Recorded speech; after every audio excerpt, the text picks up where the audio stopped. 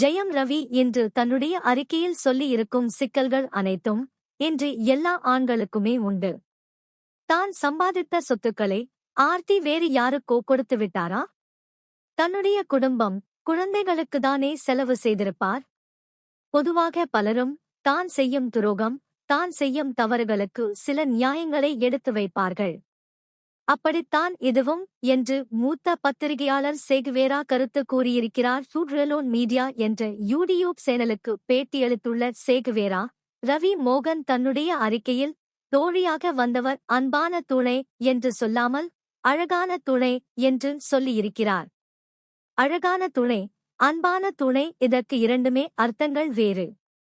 ரவி மோகனின் வழி நேர்வழியாக இருந்தால், சரியான வழியாக இருந்தால், தூய்மையான வழியாக இருந்தால் அன்பான துணை என்றுதான் சொல்லியிருக்க வேண்டும்.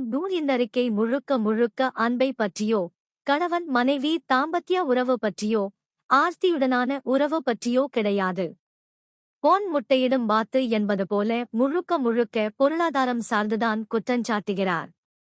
கார் பயன்படுத்த முடியவில்லை, என் வருமானத்தை அந்த குடும்பத்தினரே அனுபவித்தனர் என்கிறார். கோன் முட்டை எங்கே இட்டார்? வரிசையாக அவரது படங்கள் எல்லாமே தோல்விதானே.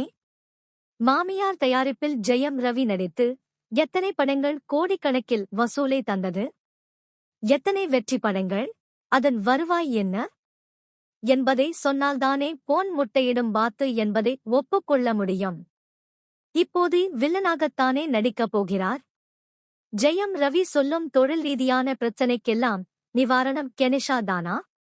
விவாகரத்துக்கு முறையாக நீதிமன்றம் அணுகியிருக்கும்போது முடிவுகள் வரும் வரை அமைதி காத்திருக்கலாமே.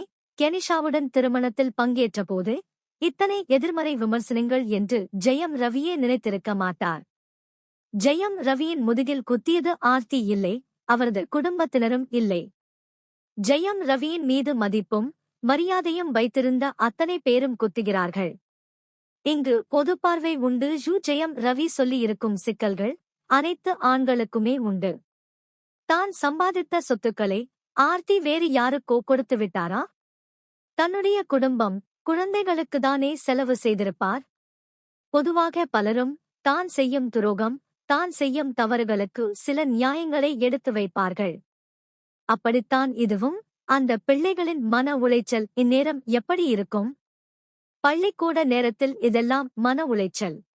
இதைக்கூட ஒரு தந்தையால் புரிந்து கொள்ள முடியவில்லையா? கெனிஷாவின் உடைகளில் கண்ணியம் இருக்கிறதா? ஜெயம் ரவியின் பார்வைக்கு அழகாக இருந்து கொள்ளட்டும். ஆனால் இது சாதாரண மக்களுக்கும் புரியும். இப்போதும் சொல்கிறேன், ஜெயம் ரவி அடிப்படையில் நல்லவர்தான். அவர் மீது மரியாதை உண்டு. இன்று சூழ்நிலைகள்தான் அனைத்துக்கும் காரணமாகி உள்ளது. தம்பதிக்குள் ஒரு இடைவெளி வரவும் கெனிஷா உள்ளே வந்துவிட்டார். ஜெயம் ரவியும் அவரை இறுகப்பற்றிக் கொண்டு விட்டார். ஜெயம் ரவியின் இன்றைய அறிக்கையில் கேள்விகள் நிறைய இருக்கிறது. கோன் முட்டையிடும் வாத்து என்றால் எத்தனை ஹிட் படங்களை தந்து கோடிக்கணக்கில் பணம் சம்பாதித்தார் ஜெயம் ரவி? எத்தனை கோடியே அந்த குடும்பத்துக்காக இழந்தார் என்றுதான் தெரியவில்லை. அழுத்தமாக பதிவு செய்கிறேன். ஜெயம் ரவி அறிக்கையில் சொல்லியிருக்கும் அனைத்துமே சொத்தையான குற்றச்சாட்டுகள்.